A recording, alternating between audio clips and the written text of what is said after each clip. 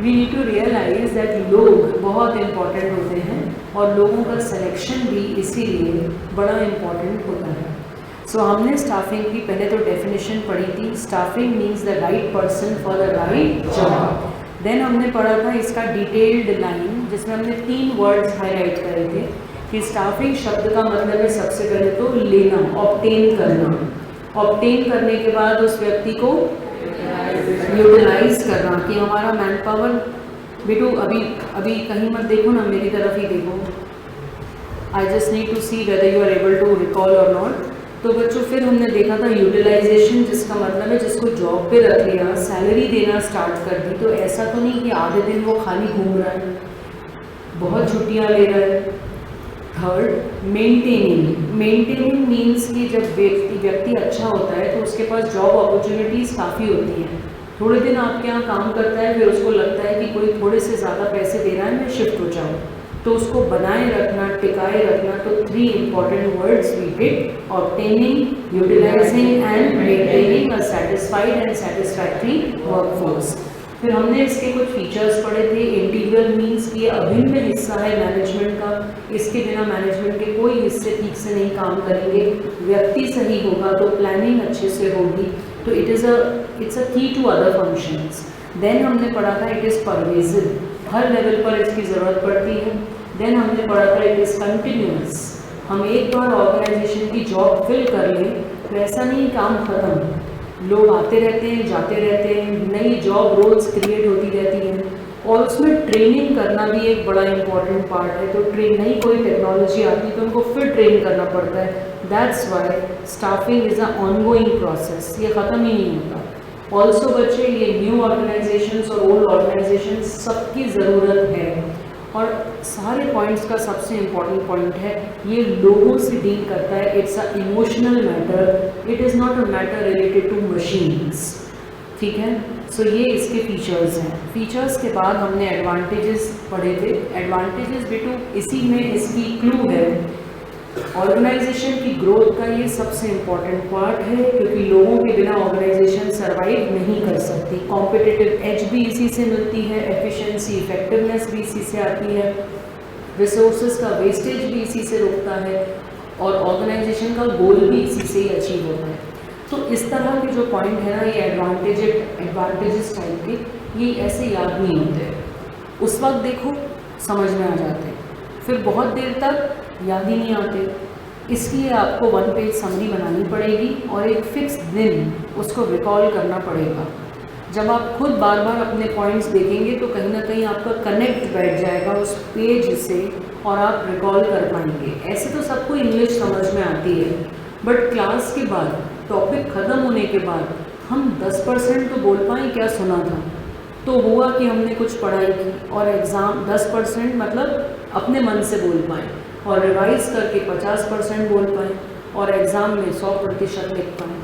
मैं ना, तुमने पूछा कॉम्पिटिटिव एडवांटेज, जैसे बेटा एयरटेल और रिलायंस दोनों टेलीफोन की सर्विसेज दे रहे हैं, बट एयरटेल के जो एम्प्लॉयज़ हैं ना, वहाँ कंप्लेंट लॉन्च करो तो वो 24 घंटे के अंदर तत्परता से आके आपका टेलीफोन ठीक करते हैं। ऐसा पहले की बात बता रही हूँ, जब लैंडलाइन टेलीफोन हुआ करता था, और रिलायंस ने वो एक डब्बा टाइप का टेलीफोन स्टार्ट किया था, वहाँ पे कंप्लेंट लॉन्च करो तो इतना आलस है कि 3 दिन तक आपकी सुनवाई नहीं होती थी। तो लोग अगर ठीक नहीं होते ना तो ऑर्गेनाइजेशन बैठ जाती है। तो लोग किसको चूज़ करने लगे? एयरटेल को। वो बात अलग है कि रिलायंस जियो ने आके सबकी छुट्टी कर दी, बट उसके पहले की सिनेरियो बता रही हूँ जब लैंडलाइन टेलीफोन चलते थे। तो कंपटीशन मतलब अलग अलग कंपनीज में हेड लीडर कौन रहेगा, जिसका स्टाफ अच्छा होगा। Okay, are you clear with the point competitive advantage? तो what I want to tell you is कि इस तरह के क्वेश्चन जो हैं आपको उसके लिए नोट्स ही एक ऑप्शन है और कोई ऑप्शन नहीं है। अब ये स्क्रीन पर आपको मैं एक पैराग्राफ दिखा रही हूँ, इसमें लिखा है एनसीईआरटी का एक पैराग्राफ। बोर्ड में क्वेश्चन कैसे आता है, वो एनसीईआरटी का कोई भी पैराग्राफ उठाते हैं, फिर वो बोलते हैं बताओ इसके अंदर कोई सी भी 3 इम्पॉर्टेंस ऑफ स्टाफिंग हाईलाइट की गई हैं, वो कौन सी हैं। तो 3 तो पहचानो और 3 और बताओ। उनका फॉर्मेट ऑफ क्वेश्चन फिक्स्ड है, तो अपन इसको पढ़ते हैं। The staffing function has assumed greater importance these days because of rapid advancement of technology, increasing size of organization and complicated behavior of human beings। ये कह रहे हैं स्टाफिंग आज की डेट में महत्वपूर्ण हो गया, बार बार टेक्नोलॉजी बदलती है, एम्प्लॉयज़ को ट्रेन करना पड़ता है, ऑर्गेनाइजेशन फैल के दूसरे शहरों में है, तो नए नए लोगों की ज़रूरत पड़ती रहती है every time you open a branch. Also human beings बड़े कॉम्प्लिकेटेड हो गए हैं, कोई घर पे परेशान रहता है, किसी की कोई रिलेशनशिप बिगड़ी हुई है, कोई फाइनेंशियली परेशान है, तो उसका सारा असर वो ऑफिस में आके निकालता है। तो उसकी ट्रेनिंग, उसका डेवलपमेंट, उसकी counselling, all this has become very important. तो इसलिए ये उन्होंने बोलने की कोशिश की। अब the ability of an organization to achieve it goal depends on the quality of its human resource. अब अगर ये पैराग्राफ दिया है तो अपने को समझ में आ गया कि ह्यूमन रिसोर्स मतलब लोग, और लोग मतलब स्टाफिंग। तो अपने को स्टाफिंग की इम्पोर्टेंस बतानी है। तो अपने को जब स्टाफिंग की इम्पोर्टेंस बतानी है तो इन्होंने क्या क्या कहा, बिकॉज ऑफ टेक्नोलॉजी लोग और लोग चाहिए, हाँ या ना बेटा, because of new branches expansion लोग चाहिए, and it deals with people, तो लोगों की हैंडलिंग के लिए स्टाफिंग चाहिए।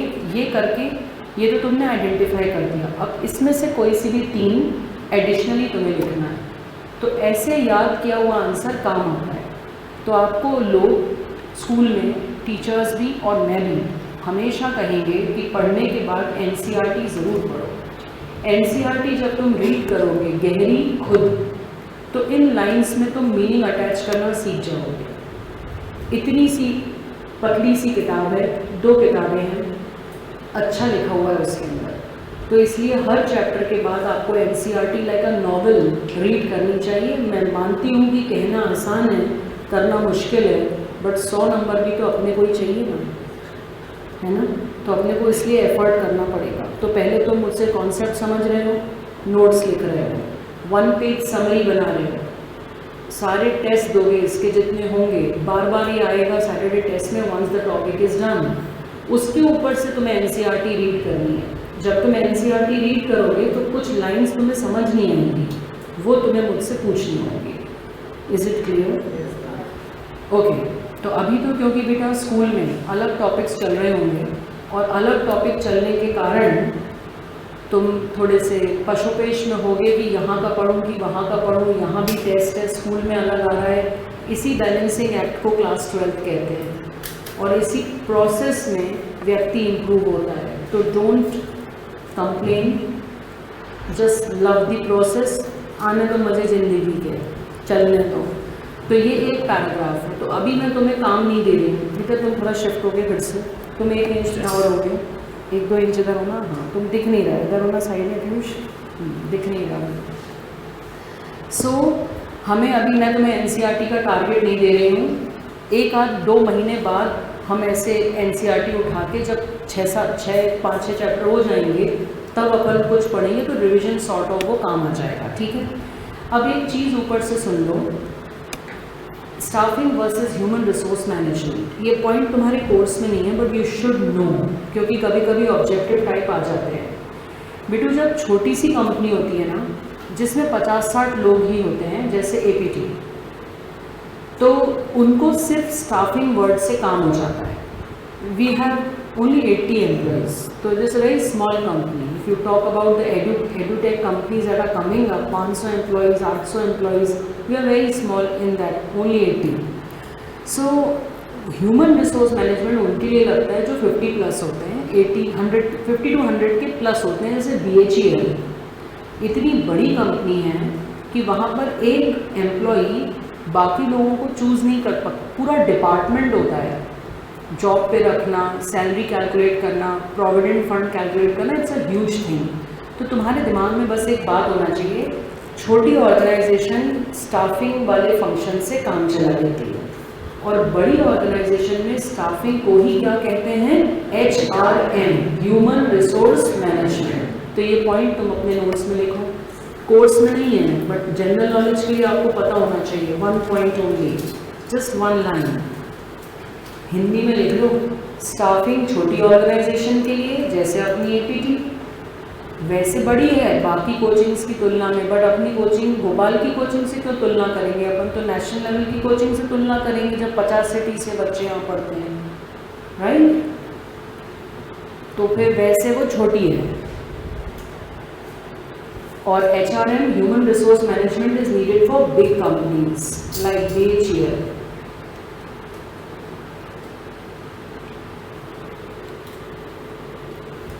All of you my dear children at home, just ensure कि तुम घर पे पढ़ रहे हो बेटा तो ईमानदारी से अपने मोबाइल में Zoom ही और लॉगिन कर रखा है और कुछ नहीं कर रखा है, नहीं तो पढ़ाई का कोई मतलब नहीं है। तो बेटू ये जो एवोल्यूशन था ना, ये भी तुम फटाफट नोट करो, तुम्हें काम आएगा आगे।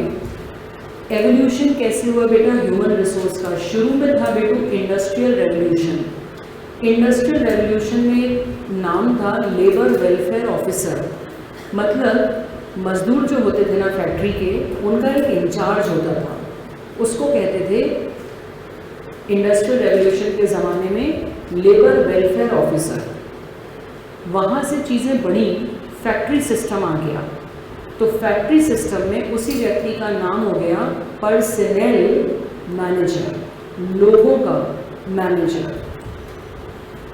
और लास्ट में जब और बड़ी ऑर्गेनाइजेशन होने लगी, टॉप मिडिल लोअर इतने लेवल होने लगे, तब उसका नाम हुआ HR। धीरे धीरे बिजनेस बढ़ा। पहले एक छोटी सी दुकान से बिजनेस चलता था, आज की डेट में 5 शहरों में आदमी ब्रांच खोलता है, फिर कंट्रीज़ में ब्रांचेस खोलने लगता है। तो जैसे जैसे बिजनेस बढ़ा वैसे वैसे स्टाफिंग फंक्शन का नाम भी परिवर्तित हुआ। शुरू में उसको क्या कहते थे? Labour welfare officer. Industrial revolution में फिर उसको क्या कहने लगे? पर्सनेल, मतलब लोगों का मैनेजर। एंड देन उसको कहने लगे उस डिपार्टमेंट को HRM। Just note the structures.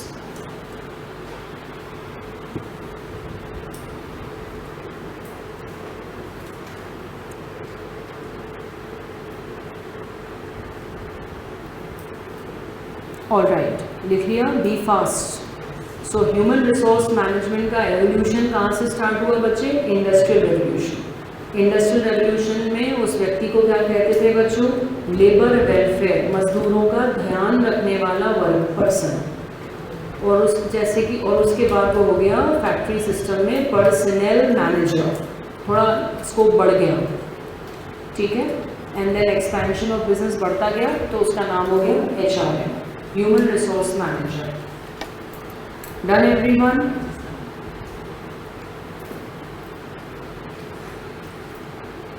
इसका क्वेश्चन सिर्फ इतना आ सकता है कि अर्लियर या ऐसे what was the starting of the concept of HRM?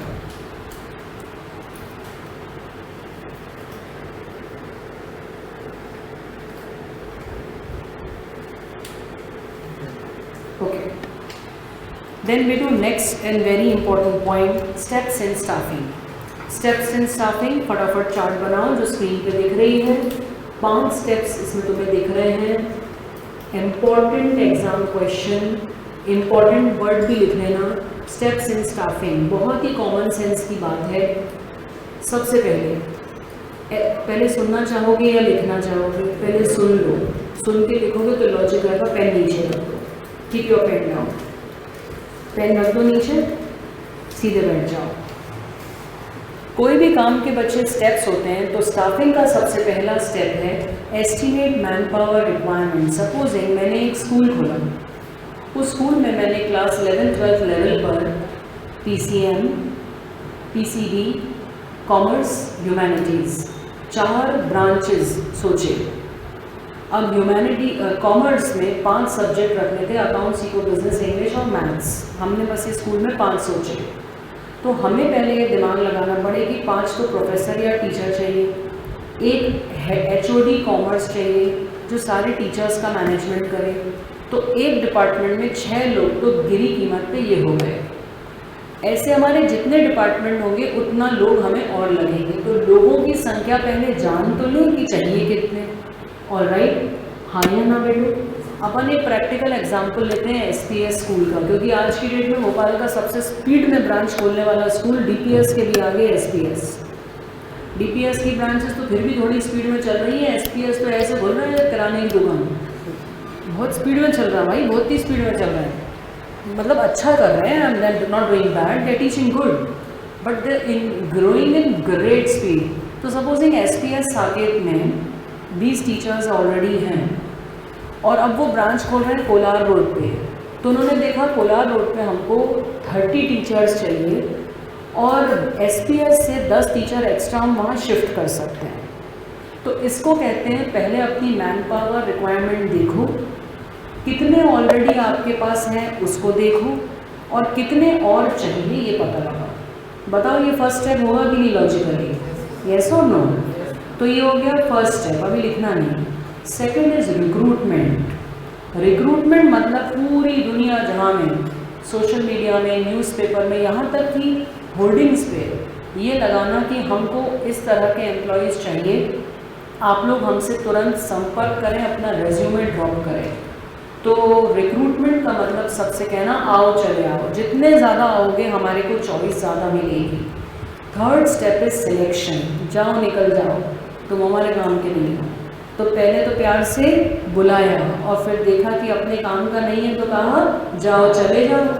तो फिर जितने बचे उनको आखिरी में हमने क्या करा, ट्रेन, क्योंकि वो प्लेसमेंट कितने ही अच्छे हों हमें उन्हें बताना पड़ेगा ये आपका काम है, और फिर हम उसको ट्रेन करेंगे ताकि वो कंपनी छोड़ के ना जाए। तो कितने स्टेप हो गए, 5। सबसे पहले क्या देखना है कि हमको कितने लोग चाहिए, उसका नाम क्या है, एस्टिमेटिंग ह्यूमन रिक्वायरमेंट। सेकंड हमने क्या देखा, रिक्रूटमेंट, सबको दुनिया जहाँ को बोला आओ चले आओ, जिसको आना है सब चले आओ। थर्ड हमने क्या किया, सिलेक्शन, जो लोग हमें काम के नहीं लगे उनको हमने हटाया और उसके बाद प्लेसमेंट किया कि आप इस जॉब पे हो, आप ये वाले टीचर हो, आप ये वाले टीचर हो। Then we started the training कि हमारे स्कूल में हम कैसे पढ़ाना चाहते हैं। तो this is very important, 3 marks and 4 mark category question. अरे रुक जाओ ना, ये सब आगे पढ़ेंगे तब समझ में आ जाएगा, ठीक है? तो अब बनाओ स्टेप्स इन स्टाफिंग फटाफट। बच्चे ट्रेनिंग पहले इसलिए नहीं होगी, पहले ये तो तय हो जाए कौन अकाउंट्स वाला बनेगा, कौन इको वाला, फिर उसके अकॉर्डिंगली उसे ट्रेन करेंगे ना। इसलिए पहले placement and orientation and then training. फटाफट ऐसे ही बनाओ चार्ट जैसे मैंने बनाई, 5 डब्बे, एरो गोइंग, क्योंकि ये स्टेप बाय स्टेप होता है।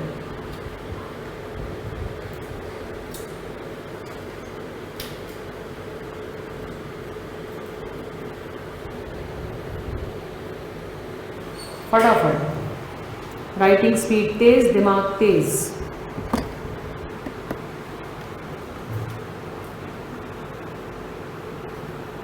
फटाफट बच्चों।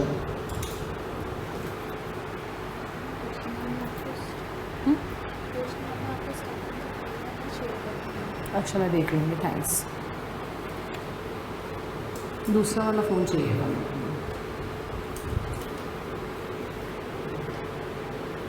खटाखट बच्चे, पीछे लास्ट बेंच कैंपियन। क्या तुम मुझे बता सकते हो बच्चों, जब तक बाकी लोग लिख रहे हैं, पहले पॉइंट का क्या मतलब है बाबू? इंग्लिश में वहाँ लिखा क्या है बच्चे, उसका क्या मतलब अपने को लॉजिकली समझ आ रहा है बच्चों? क्या समझ में आ रहा है बच्चों? जो तेरे को समझ आ रहा है वो बोल, कोई इश्यू नहीं।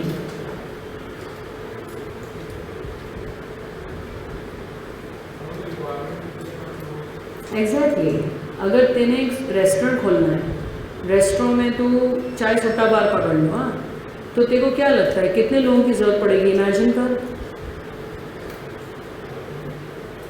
कुक लगेंगे, सर्व करने वाले लगेंगे, क्लीन करने वाले लगेंगे, शॉप खोलने बंद करने वाले लगेंगे, कैश काउंटर पे आदमी लगेगा, हाँ या नहीं? और एक आध आदमी थोड़ा टेक्नो सेवी लगेगा, ब्रांडिंग करना, एडवर्टीजमेंट देना, दैट काइंड ऑफ। तो ये सारे लोगों को इमेजिन करना, तो ये सबसे पहले कौन इमेजिन कर पाता है? जिसने बिजनेस का आइडिया सोचा है कि मुझे क्या क्या सर्विस देनी है। अब जैसे तुम्हारा स्कूल कौन सा है, कैंपियन, स्विमिंग पूल है स्कूल में? तो नहीं है स्विमिंग पूल, तो लाइफ गार्ड नहीं चाहिए। मगर जिस स्कूल में स्विमिंग पूल है तो वहाँ पे उनको एक्सपर्ट स्विमर्स भी चाहिए और लाइफ गार्ड्स भी चाहिए, हाँ या ना? तो ये तो उस पर डिपेंड करता है कि आदमी सर्विस कितनी देना चाह रहा है। ओके, कोई स्टैंडर्ड सेट नहीं होता किसी चीज़ का। ठीक, बैठो बाजू में। बेटो रिक्रूटमेंट तुझे क्या समझ आया? मैक्सिमम लोगों को तुमने कहाँ ऐड देखे हैं इन जनरल अपनी लाइफ में? बाकी लोग सब लोग नोट्स कंप्लीट करते चलो। कहीं देखे हैं ऐड? न्यूज़पेपर में देखा है, सेकंड थर्ड पेज पे, नीडेड क्लासिफाइड एड्स में, और टीचर्स के ऐड देखे हैं, और FB पे देखें, गूगल पे देखें, इन सब सोशल मीडिया, लिंक्डइन पे देखें। ठीक, that is called Bhaskar classified. या यस बच्चों, तुम बताओ व्हाट इज सिलेक्शन?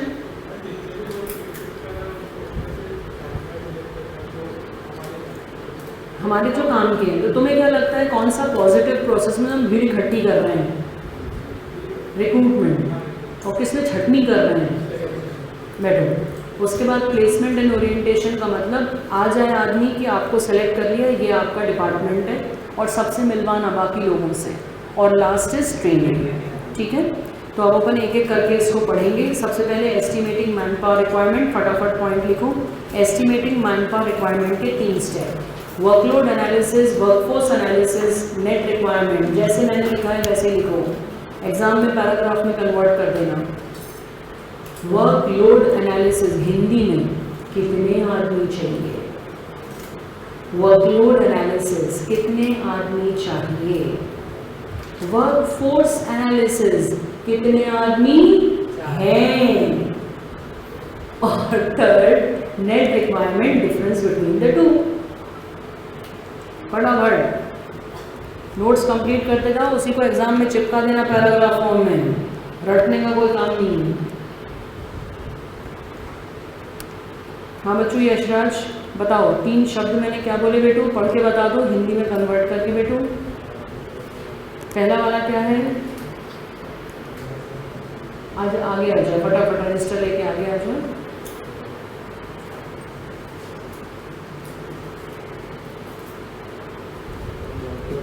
वर्कलोड में क्या होगा बच्चे?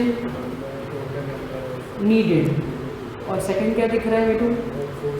बैठ जाओ। उसमें क्या होगा बच्चों? हाँ, तो कभी कभी ऐसा होता है कि पुराने लोग ही काम आ जाते हैं, और कभी लगता है कि सारे नए रख लो। और थर्ड क्या है? एग्जाम्पल, अगर मेरे पास 200 लोग चाहिए और 50 ऑलरेडी हैं, तो कितने चाहिए? 150। बस, तो इसको पैराग्राफ के फॉर्म में लिखते बनना चाहिए सबसे। कोई दिक्कत, कोई शक या सवाल दिल में? एनी काइंड ऑफ बवाल? क्या नेट रिक्वायरमेंट बेटू? पहले में मैंने लिखा है 100 लोग चाहिए, दूसरे में देखा 60 लोग हैं, तो 40 और चाहिए। फटाफट जितने लोग घर पे हैं नोट्स कंप्लीट करें। परसों 22 तारीख को आपको रजिस्टर्स पूरे लेके आने हैं फॉर चेकिंग। जितने बच्चे भोपाल में हैं, बारिश हो चाहे आंधी, पेपर यहीं आके देना है आपको। और घर व्हाट्सएप ग्रुप में पेपर नहीं आएगा, आपको यहीं पे पेपर देना है। लिख लिया फटाफट बच्चों? Would you like to repeat? क्या लिखा है बताओ? 3 पॉइंट फटाफट बोल दो हिंदी में। अच्छा, एक बात बताओ, जैसे मैंने सोचा स्कूल खोलना है, तो क्या स्कूल खोलने में 11th-12th में ज़रूरी है उतने ही लगे हर टाइप के स्कूल में? छोटा सा स्कूल खोलना है तो लोग, हाँ, स्टूडेंट भी कम तो टीचर भी कम, और एक्टिविटी ज़्यादा तो स्टाफ भी ज़्यादा लगेगा। बैठो। तुमने भोपाल में किसी और कोचिंग में देखे 80-100 लोग? नहीं देखे ना? नहीं देखे ना? जनरली टीचर होते हैं, एक सफाई वाला होता है और एक पार्किंग वाला होता है, बस इतने ही होते हैं। तो उसमें कोई बड़े खुश होने वाली बात नहीं है। अपन कोर्सेज ज़्यादा रन करते हैं ना, CA, CS, CUET, ये वो दुनिया जहाँ के लेवल्स, और इतने सारे शहरों के बच्चे पढ़ते हैं, तो हर कोर्स के लिए 15 लोग चाहिए लगते हैं, है ना? तो इसलिए डिपेंड्स कि आप किस स्केल पे वर्क करना चाह रहे हो। बच्चों, भोपाल के बाहर वाले बच्चे तो वैसे भी ऑनलाइन पेपर आता है ना, मैं भोपाल वालों की बात कर रही हूँ, घबरा कहाँ रहे हो? पिछले 2 महीने से भी तो तुम्हें ऑनलाइन पेपर आ रहा है ना, जरा में घबरा जाते हो बाबू। भोपाल वालों के पास पेपर नहीं आएगा, बाहर वालों के पास तो 2 बार से आ ही रहा है ना, अप्रैल और मई। Done everyone? कोई शक या सवाल इस पॉइंट में? सेकंड पॉइंट लिखेंगे 3 कंपोनेंट्स ऑफ स्टाफिंग। मैं आपको बता दूं हम कहाँ हैं, आप गुम ना जाना चैप्टर में। बताओ 4th पॉइंट हमने क्या पढ़ा, steps in staffing. Step number 1 क्या है, उसका आपने ये डिटेल लिखा, राइट। अब मैं नेक्स्ट जो 3 स्टेप हैं, स्क्रीन पे दिख रहा है आपको, तो रिक्रूटमेंट, सिलेक्शन और प्लेसमेंट, अब इन 3 को मिला के कहते हैं बेटू कंपोनेंट्स ऑफ स्टाफिंग। एमसीक्यू का क्वेश्चन, 3 हिस्से स्टाफिंग के, खटाखट लिखेंगे 3 कंपोनेंट्स ऑफ स्टाफिंग।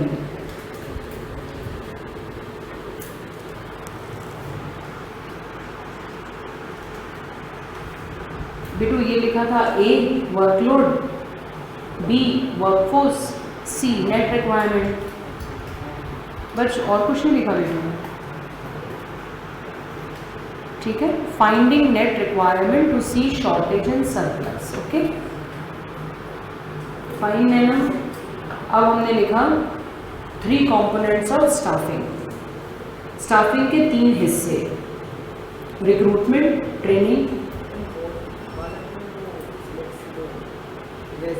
वो मेन नहीं है ना, मुख्य, मेन, वो स्टेप्स थे और ये उसके हिस्से हैं, 3 अलग अलग हिस्से हैं। 3 components of staffing, recruitment, training, selection and training. वापस बताओ मुझे, स्टाफिंग का मतलब क्या है, कपड़े खरीदना, जूते खरीदना, तो किसको अरेंज करना, staff. Do you think it is important function?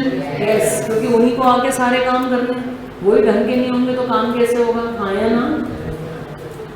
उसके हम लोगों ने एडवांटेजेस सुन लिए और ये देख लिया कि छोटी कंपनीज में it is called staffing and बड़ी कंपनीज में it is called human resource management. फिर हमने पढ़ा स्टेप्स इन स्टाफिंग, 5 स्टेप्स हैं, बोलिएगा। पहला स्टेप, रजिस्टर देखे लेना, पहला स्टेप, दूसरा, तीसरा, चौथा, 5वां, खा गए अपन। अब रिक्रूटमेंट पे आते हैं। सुनो, रिक्रूटमेंट का मतलब जितने जगह हो सके सब जगह खबर छपवा दो कि हमको इतने लोग चाहिए, ताकि सब लोग अपना रेज्यूमे हमको सबमिट करें, हमारे पास वाइड चॉइस रहे। जैसे तुम्हारे स्कूल को अगर अकाउंट्स के टीचर चाहिए तो वो पेपर में एडवर्टाइजमेंट देते हैं। आज तुम दैनिक भास्कर जाके क्लासिफाइड्स देखना, उसमें भोपाल के इस वक्त नए सेशन खुला है तो अलग अलग स्कूल से रिक्वायरमेंट दी है, PGT required, sports teacher required. तो जितने लोग उसको पढ़ते हैं वो अपना रेज्यूमे मेल पे या पर्सनली आके ड्रॉप कर देते हैं, फिर अपन उसका क्या करते हैं वो अपन इसमें पढ़ेंगे। तो what is the meaning of the word recruitment? Maximum लोगों तक अपने जॉब की खबर पहुंचाना। What is recruitment? मैक्सिमम लोगों तक जॉब की खबर पहुंचाना। फिर से पेन नीचे रख दो, सीधे बैठ जाओ, बस बच्चों बाद में लिख लेना। अब रिक्रूटमेंट क्या होता है? रिक्रूटमेंट में मैंने तुम्हें बताया कि रिक्रूटमेंट का मतलब होता है लोगों को लाना। It's a positive process. Positive process का मतलब हम हर आदमी से बोलते हैं आओ अपन मिलके तो देखते हैं कि हमको आप सूटेबल लगते हो क्या। तो अब अपन एक एग्जांपल लेते हैं। मेरी एक फैक्ट्री खोलनी थी, कपड़े की फैक्ट्री है। तुम सब मेरे एग्जिस्टिंग एम्प्लॉयज़ हो, 5 साल 3 साल 2 साल इतने साल से काम कर रहे हो। ये है भोपाल का जॉब मार्केट। कोई इसमें फैशन डिज़ाइनर है, कोई इंजीनियर है, मशीन्स के लिए अलग अलग लोग हैं। ऑलरेडी अपनी एक फैक्ट्री मंडीदीप में, और अपन ने सोचा एक्सपोर्ट हाउस खोलना है, नोएडा में फैक्ट्री खोलेंगे। प्रैक्टिकल कर रहे हैं अपन। अब तुम लोगों के मन में आया हो यार मेरा भी प्रमोशन हो जाए, मुझे नोएडा मिल जाए जाने को। तो तुम लोग भी सोच रहे हो कि मुझको कंपनी नोएडा भेज दे, ट्रांसफ़र हो जाए, प्रमोशन हो जाए। तो इसको कहते हैं इंटरनल सोर्स। और एक्सटर्नल, तुम इतने सारे लोग बाहर के लोग हैं, तुम लोगों के पास से भी मैं लोगों को ला सकती हूँ। तुम मुझे बताओ इंटरनल और एक्सटर्नल कौन सा क्विक होगा, कौन सा महंगा होगा? क्योंकि ऐड देना पड़ेगा, प्रोसेस ऑफ सिलेक्शन, मीटिंग्स लंबा, विच इज टाइम कंज्यूमिंग। किसमें इनर एम्प्लॉयज का मोरल ज़्यादा होगा। किसमें तुम लोग, किसमें लोग जल्दी जॉब छोड़ के जाएंगे? क्योंकि इंटरनल तो जानता है कंपनी के बारे में, ऑलरेडी टिका हुआ है, अगर उसको जमेगा तो ही प्रमोशन लेगा, नहीं तो मना कर देगा, और बाहर वाला तो चांस लेके आएगा, घूम के चला जाएगा। तो ये एग्ज़ाम का क्वेश्चन बनता है कि इंटरनल और एक्सटर्नल रिक्रूटमेंट के सोर्सेज क्या हैं और उनके एडवांटेजेस क्या हैं। फिर से बताओ, क्विक कौन सा है, सस्ता कौन सा है, चॉइस किस में मिलेगी? एक्सटर्नल। एक्सटर्नल। इंटरनल लोगों का मनोबल किसमें कम रहेगा? एक्सटर्नल। वो सोचेंगे हम इतने दिन से मर मर के काम कर रहे हैं, नए लोगों को जॉब पे रख लिए, हमें मौका नहीं मिला, ऐसा नहीं सोचेंगे वो। भाई बिल्कुल प्रैक्टिकल चैप्टर है, टोटल समझ समझ के चलना है। देखो, रिक्रूटमेंट खटाखट, the process of searching, recruitment का मतलब process of searching, recruitment, process of searching for prospective. बच्चों ब्लैक टी शर्ट, बेटू प्रोस्पेक्टिव का मतलब क्या होता है? भविष्य में होने वाले, अभी वो हमारा एम्प्लॉइज नहीं है, संभावित हो सकता है हो जाए। Okay, so process of searching for prospective employees and encouraging them to apply for jobs in the organization. Writing speed थोड़ी तेज करो बच्चों।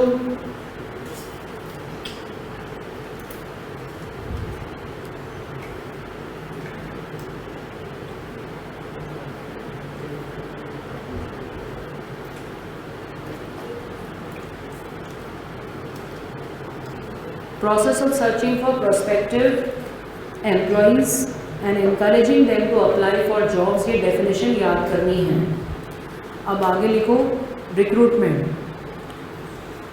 इसी में कंटिन्यू करना है, इसी लाइन को। It means inducing, it means inducing more and more candidates, it means inducing more and more candidates to apply for vacant job positions. It means inducing more and more candidates to apply for vacant job positions in the organization.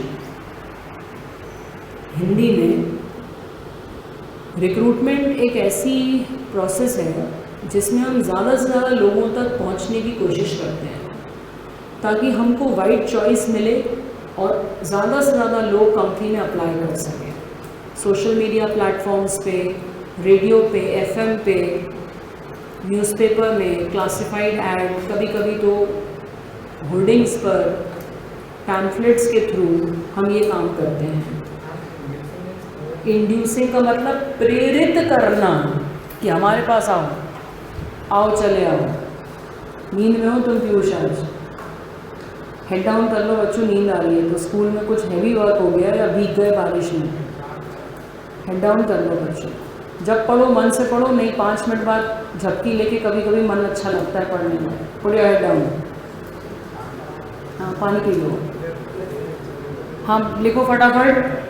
मैंने तुम्हें बताया कि अभी रुको, 1 second रुको, एक एक word line भी लिखाऊंगी। बुकलेट खोलना ज़रा, ओपन द बुकलेट। नहीं ठीक है, इसमें लाइन नहीं लिखी, मुझे लिखवानी पड़ेगा। चलो चलो चलो, let it be, let it be. So बच्चों पहला लिखो recruitment. There are 2 sources of recruitment. फटाफट, there are 2 sources of recruitment, internal and external. There are 2 sources of recruitment, internal and external.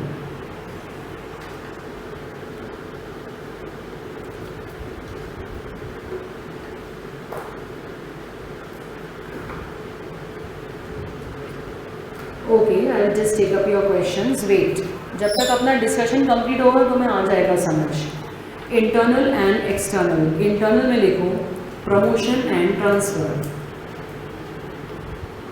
Do you think you know promotion? कभी अपने parents के मुंह से word सुना है प्रमोशन? क्या होता है बेटू प्रमोशन? बताओ। हायर लेवल पर जाना, जिससे आपकी रिस्पॉन्सिबिलिटी भी बढ़ती है, ओहदा भी बढ़ता है, पैकेज भी बढ़ता है, फैसिलिटीज़ भी बढ़ती हैं। ऑलराइट, जैसे किसी वर्कर को मैनेजर बना देना, ब्रांच हेड बना देना, जैसे कि स्कूल में किसी टीचर को प्रिंसिपल बना देना, तो दैट इज़ प्रमोशन। हाँ या ना? प्रमोशन बच्चों हमेशा सेम जगह पे होता है, promotion is at the same place. The second word is transfer. जैसे कि आपका स्कूल है DPS, नीलगढ़ में है, कोलार रोड पे खुला, तो HOD को यहाँ से वहाँ पे ट्रांसफ़र कर दिया, तो दैट इज़ कॉल्ड ट्रांसफ़र। ये दोनों अंदरूनी हैं क्योंकि इंटरनल लोगों से ही होते हैं। So what is the difference between promotion and transfer? Tell me, कौन सा सीनियर पोस्ट पे होता है, कौन सा सेम पोस्ट पर दूसरे लोकेशन पे होता है? तो इसको लिखने की ज़रूरत है क्या? 12th क्लास के बच्चों को इतनी इंग्लिश आती है ना? हाँ या नहीं? अब अपन आते हैं एक्सटर्नल, जिसको नोट करना पड़ता है, एक एक लाइन में लिखवाऊंगी। एक्सटर्नल हिंदी इंग्लिश उसमें लिखना है, लिख लो। ऑर्गेनाइजेशन के बाहर से लोगों को लाना is external recruitment. To arrange people from outside the organisation is external. बेटू इतनी छोटी वाली डेफिनेशंस मत लिखो ना यार, कॉमन सेंस से पता है ना ये बात। तो एक्सटर्नल मतलब क्या होता है? बाहर। तो ऑर्गेनाइजेशन के बाहर से लोगों को जुगाड़ना इज एक्सटर्नल रिक्रूटमेंट। अब इसका पहला पॉइंट देखो अलग अलग। सबसे पहला डायरेक्ट रिक्रूटमेंट। मंडीदीप कभी गए हो तुम लोग, या कोई इंडस्ट्रियल एरिया कभी विजिट किया है? जिसने नहीं किया हो तो बेटू, जब इंडस्ट्रियल एरिया में अपन जाते हैं तो फैक्ट्री का एक गेट होता है, गेट के बाहर एक नोटिस बोर्ड लगा होता है। तो वो लोग नोटिस बोर्ड पे ऐसे पिन से लगा देते हैं कि हमको 5 इंजीनियर्स की ज़रूरत है, 5 सुपरवाइजर्स की ज़रूरत है, 5 इलेक्ट्रिशियंस की ज़रूरत है, 5 कारपेंटर्स की ज़रूरत है। तो जो लोग उधर से गुजर रहे होते हैं उनको मालूम होता है, तो वो बोर्ड देखते हुए चलते हैं। जिस दिन उनको लगता है कि मैं 15,000 की सैलरी पे हूँ, ये 17,000 रुपये दे रहे हैं, तो वो सोचता है इधर चला जाओ। तो that is called direct recruitment. Hindi में इंग्लिश में जैसा लिखना है। हिंदी में फैक्ट्री के गेट के बाहर इंफॉर्मेशन लगाना, अंग्रेजी में notice placed on the notice board लिखो। Notice is placed. बच्चों अगर किसी को थकान लग रही है वो हेड डाउन कर ले 5 मिनट, जितनी देर पढ़े ढंग से पढ़े, नहीं तो ऐप से देख लेना। Don't do formality. Notice placed on the notice board specifying the job details. But ये बेटू सीनियर पोस्ट के लिए नहीं होता generally, it is for unskilled job जैसे मजदूर या सेमी स्किल्ड जैसे इलेक्ट्रिशियन, जिसमें कोई बहुत बड़ी खास काबिलियत नहीं होती, कोई डिग्री विग्री चेक नहीं करनी होती। ठीक है, हिंदी में लिख लेना। डायग्राम बना के, मेरी पेंसिल छूट गई इसलिए मैं डायग्राम नहीं बना पा रही। फैक्ट्री का एक गेट है, गेट के बाहर बोर्ड लगा है कि 5 मजदूर चाहिए, 5 टाइपिस्ट चाहिए, 5 इंजीनियर्स या इलेक्ट्रिशियंस चाहिए। नहीं लिखोगे तो भूल जाओगे। ड्राइंग बना लो, एक फैक्ट्री है, उसके बाहर गेट लगा है, गेट पे लिखा है कि इतने लोग चाहिए। That's direct recruitment.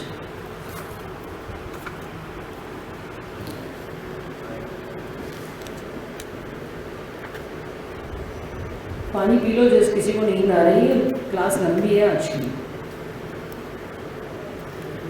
सेकंड बच्चों वर्ड लिखा है कैजुअल कॉलर्स। जैसे कि बेटू APT के रिसेप्शन पे कई बार लोग आके हमसे पूछते हैं कि यहाँ क्या रिसेप्शनिस्ट का जॉब है, टेलीकॉलर का जॉब है, टाइपिस्ट का जॉब है। हमने नहीं बोला है, वो खुद आके अपना रेज्यूमे ड्रॉप कर जाते हैं और बोलते हैं कि अगर जॉब निकले तो आप मुझे बुला लेना। ठीक है, ज़रूरी नहीं है उस वक्त जॉब हो। थैंक्स। ज़रूरी नहीं है उस वक्त जॉब हो, इसलिए लगती है टीम। वो कैमरे में सुना उन्होंने और वो मेरे को ला के दे दी पेंसिल। Thank you. सो लिखो casual callers, unsolicited applications. Unsolicited बेटू, अनसॉलिसिटेड का हिंदी मीनिंग है बिना मांगे जो आ जाए। जैसे राय देते हैं ना लोग,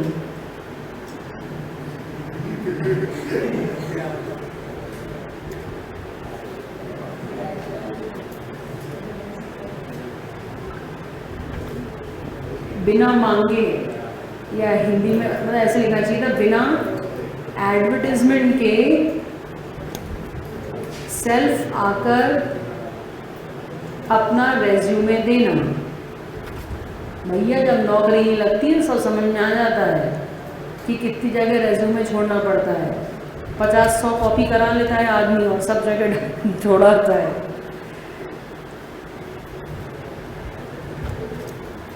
अनसॉलिसिटेड एप्लीकेशंस, इसको कहते हैं कैजुअल कॉलर्स। इसका सिर्फ MCQ आएगा, इसलिए डोंट वरी, सिर्फ पहचानना आ जाए तो इनफ।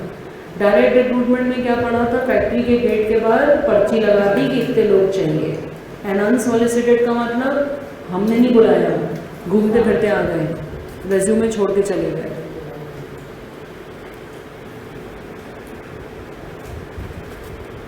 अब की बार तो भाई 95 अचानक एक दिन में नहीं आएंगे, साल भर पढ़ना पड़ेगा। तीसरा एडवर्टिजमेंट, ये तुमने खुद देखा है, आज जाके तुम दैनिक भास्कर का क्लासिफाइड पेज देखना, और भी न्यूज़पेपर्स में आता है पर भास्कर का क्लासिफाइड सबसे बड़ा होता है, सबसे ज़्यादा रीडरशिप है ना। Advertisement in newspaper and trade journals, advertisements in newspaper and trade journal.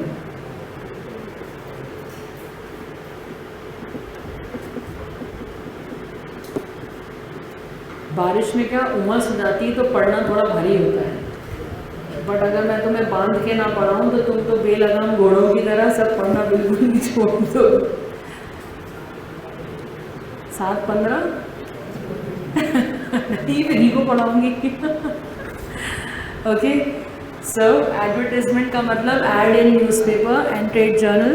Then employee exchange, any idea what is employee exchange, employment exchange? Anyone having idea what is employment exchange? Stock exchange क्या होता है, अच्छा बताओ। Shares खरीदे बेचे जाते हैं। ऐसे ही एम्प्लॉयमेंट एक्सचेंज का मतलब जहां नौकरियां की लिस्ट होती है और लोगों की लिस्ट होती है।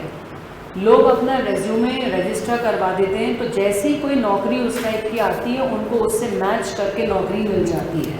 सो एम्प्लॉयमेंट एक्सचेंज एक ऐसी जगह है, इट्स अ संस्था, it's an organization that helps you to get a job. जब आप ग्रेजुएशन कर लोगे और आपको लगेगा कि मुझको कुछ अनस्किल्ड काम करना है, इलेक्ट्रिशियन बनना है, कारपेंटर बनना है, अनस्किल्ड, अब नहीं पढ़ाई करोगे तो यही करोगे। तो भविष्य है ना अपना, कोई बात नहीं, घर में रोजी आ रही है उससे तो क्या दिक्कत है ना। तो इसलिए फिर हमें हट यार, तो गवर्नमेंट जो है वो रन करती है इसको। लिखो, it is run by the government for unskilled and semi skilled workers. तुम अनस्किल्ड रहने वाले हो क्या? ईंटें उठाना है किसी को? नहीं मेरे बच्चे, कुछ अच्छा करेंगे अपन जीवन में। बेटू अनसॉलिसिटेड का याशिका मतलब है बिना हमारे बुलाए जो खुद ही चले आए, जैसे होते हैं ना राय देने वाले लोग, नहीं पूछो तो भी बकर बकर बकर। Employment exchange run by government for unskilled and semi skilled persons. ठीक, नेक्स्ट लिखो प्लेसमेंट एजेंसीज। प्लेसमेंट एजेंसी, क्या ये नाम सुना है तुमने कभी? बेटू प्लेसमेंट एजेंसी क्या करती हैं, सब लोगों से कहती हैं हमको आके अपने रेज्यूमे दे दो। फिर जैसे आपके स्कूल को टाइपिस्ट चाहिए तो वो प्लेसमेंट एजेंसी को फ़ोन लगाते हैं कि हमारे पास कुछ अच्छे टाइपिस्ट भेज दो। वो भेजते हैं 4-5 लोगों को, स्कूल एक को सेलेक्ट कर लेता है, फिर प्लेसमेंट एजेंसी को इस सर्विस का पेमेंट दे देते हैं, उसको कहते हैं placement agency. Employment exchange government चलाता है, प्लेसमेंट एजेंसी प्राइवेट लोग चलाते हैं, बस इतना ही डिफरेंस है। ऑलराइट, प्लेसमेंट एजेंसी लिखो, it acts as an agent and does all the activities. पता है बेटू, प्लेसमेंट एजेंसी वाले इंटरव्यू वगैरह भी खुद ही कर लेते हैं और फाइनल सेलेक्ट करके आपके सामने 2 या 3 लोग रख देते हैं, बस शुरू का सारा काम वो खुद ही कर लेते हैं। आदमी को बुलाना, उसका इंटरव्यू लेना, उसको कंपनी के बारे में बताना, तो टाइम बहुत सेव हो जाता है। जैसे naukri.com है, it's almost like a placement agency. Okay, next word is campus recruitment. बताओ तुम्हें क्या लगता है, व्हाट इज कैंपस रिक्रूटमेंट?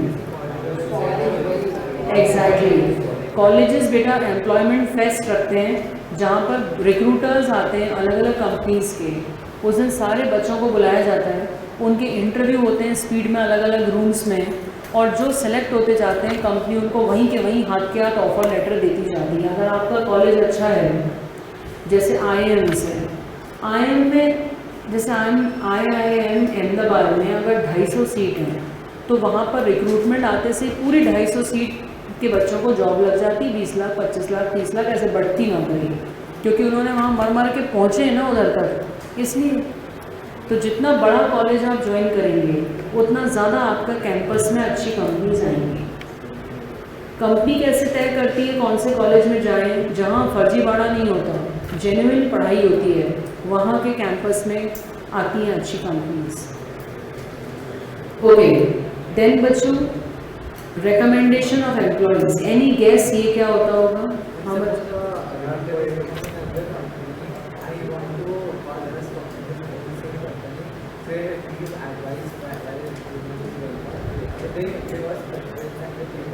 ठीक, yes, anyone else? Employee reference. आपके स्कूल में बेटू जो टीचर्स काम कर रहे हैं उन्होंने देखा कि स्कूल में एक और टीचर की पोस्ट निकली है, तो अपने ही किसी परिचित का नाम प्रपोज करना इज कॉल्ड एम्प्लॉय रेफरेंस। एकदम कॉमन सेंस के पॉइंट है, रटने का भाई कोई काम नहीं इस चैप्टर में, एकदम कॉमन सेंस चैप्टर है।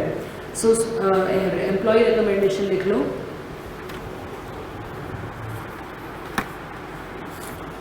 Persons proposed by existing employees among their relatives or friends. Persons proposed by existing employees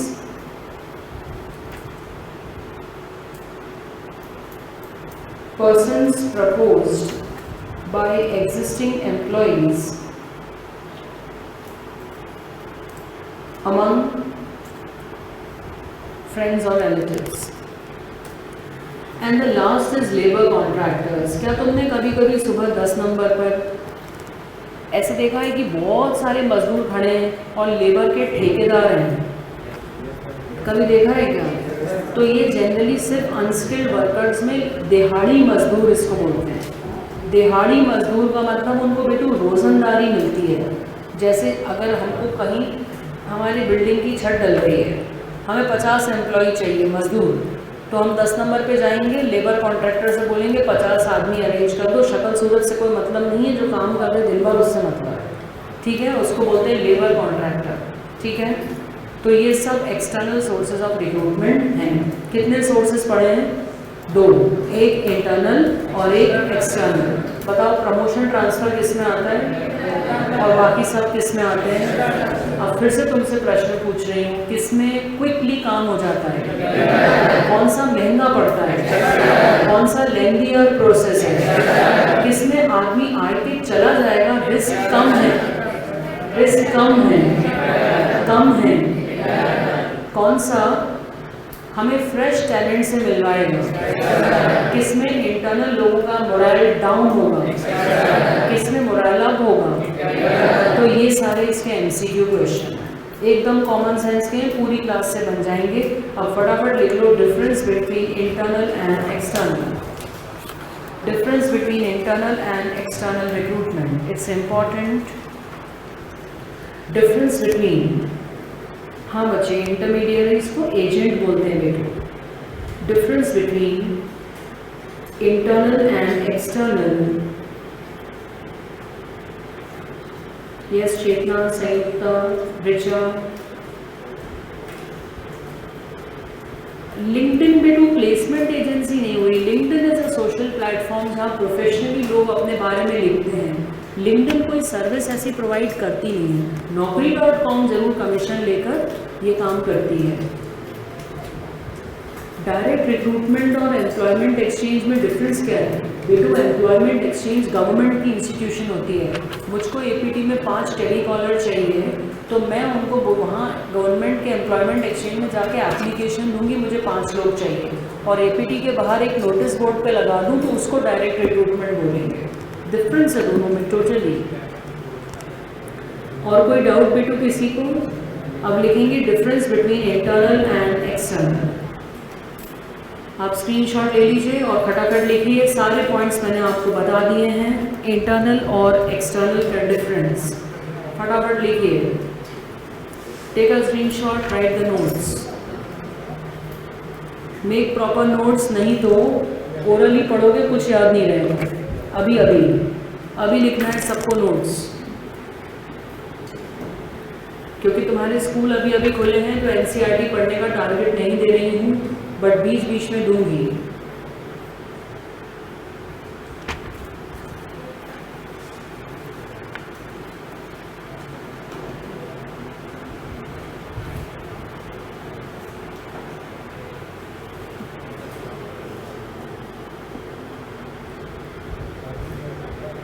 first point लिखा है internal, it means filling job positions from within the organization from existing employees. Internal requires less time, less cost, limited choice. It keeps morale high. Training cost is lesser. और इसके example हैं promotion and transfer. और सारे opposite points हैं दूसरे में। हाँ बेटू, हाँ बिल्कुल शॉर्ट में लिखो, शॉर्ट में।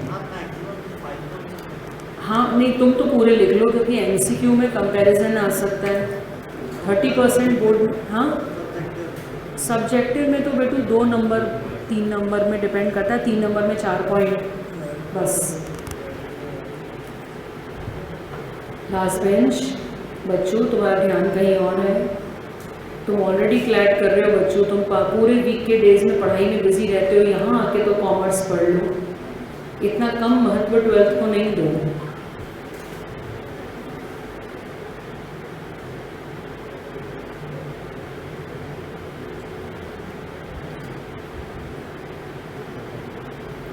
ठीक है बेटू, I will do that, I will do that. I told you MP board children will get their booklet on 1 July. आपकी क्लास भी उस दिन से अलग हो जाएगी बेटू, आप उस क्लास में पढ़ सकते हैं, यहाँ भी पढ़ना चाहें तो दोनों जगह भी पढ़ सकते हैं। जितने लोगों को आगे कोई भी प्रोफेशनल एग्ज़ाम देना है, जैसे CA, CS, CUET of Bhopal के बाहर जाना है यूनिवर्सिटी में, IPM मैट, वो CBSE के बैच के साथ पढ़ें हर चीज़ के लिए। जितनी डिटेल में अपन पढ़ रहे हैं वो सब एंट्रेंस एग्जाम्स में काम आता है।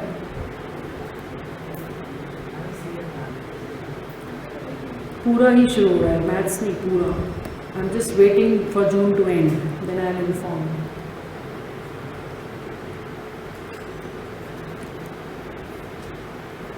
हरी अब बच्चे एंड नोटेड। कोई भी पॉइंट नहीं समझ में आ रहा है तो पूछो, ज़बरदस्ती हजम मत करो कि मैम ने कहा है तो लिख लो। डाउट हो रहा है तो पूछो, और हिंदी में ज़रूर लिखा करो, उससे हमें याद रहता है बाद में भी, 1 मिनट में समझ में आ जाता है क्या लिखा था।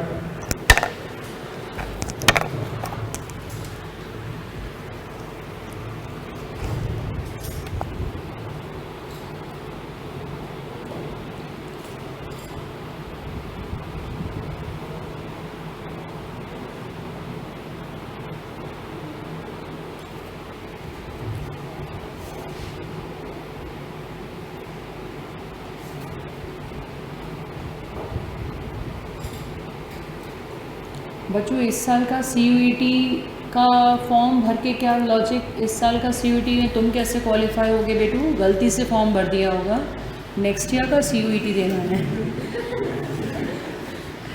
गलती से भर दिया होगा बेटा पेरेंट्स ने, नेक्स्ट ईयर का CUET भरना है। CUET का हाँ annual batch 15 July. I will inform, I will inform. 5th point बेटू, 5th पॉइंट का मतलब है मनोबल। जैसे बेटू तुम भूमि अगर कहीं जॉब करती हो, उस ऑर्गेनाइजेशन में कोई सीनियर पोस्ट की ज़रूरत है, तो तुम सोचो कि मुझे मौका मिलना चाहिए, और कंपनी बाहर के लोगों को ले आएगी तो तुम्हारा मनोबल, मोरल डाउन हो जाएगा बच्चों। तो मिलेगा मेहनत करने का फ़ायदा ही क्या हुआ।